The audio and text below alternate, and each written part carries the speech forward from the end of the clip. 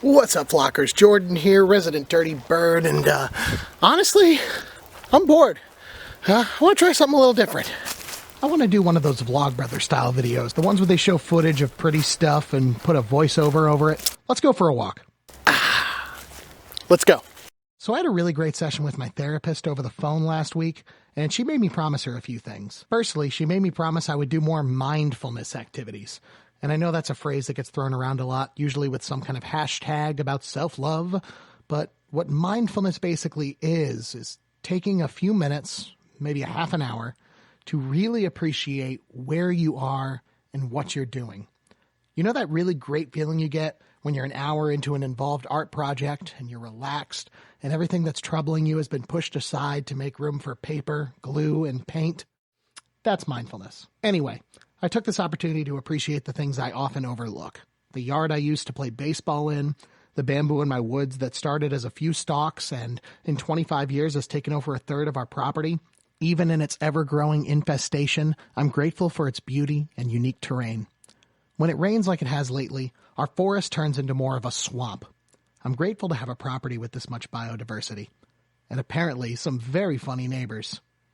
I look out into Chris's family's house, directly across the street from mine. Sorry, I can't really show you that. But I look at his garage, and I think about all the times we would jam out some covers late at night in there, both of us never once thinking we would someday be in a band together. I brought my bandana in case I ran into anyone. Fortunately, I was the only one there. I take a deep breath, and for a brief moment, things are back to normal. A very brief moment. My therapist also made me promise not to spend time worrying about things that are out of my control. First and foremost, I'm not allowed to engage in political discussion, and I'm only allowed the bare minimum of news consumption I need to get by. This is a self-appointed rule, but I find it to be incredibly therapeutic in these stressful times.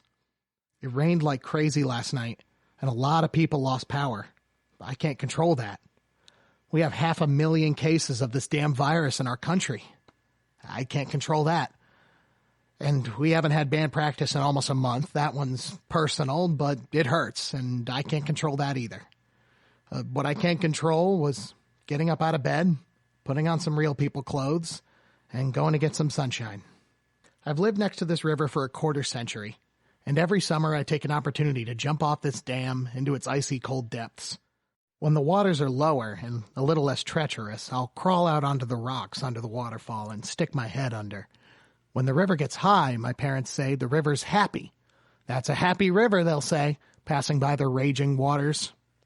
The waters are pretty high right now, but about 10 years ago, we had a flash flood so bad, the water went straight over the bridge. I still have the video.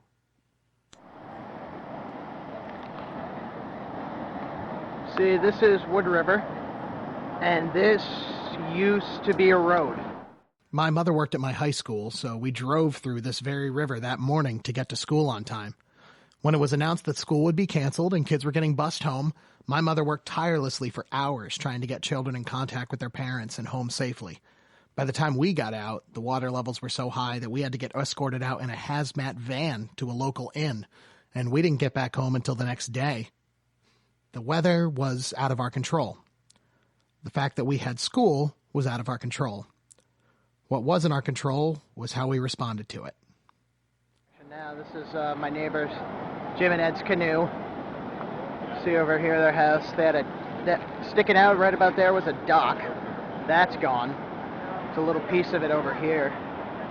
Look really closely, you can see it there on the bridge.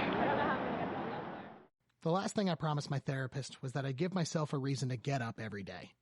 That I would give myself a task to accomplish. It didn't have to be large. It just had to be achievable, and I would do that task and feel better about my day. So this was my task today, to take a walk down the road and make a little video. And if this video helped even one of you, well, then it was a worthwhile effort.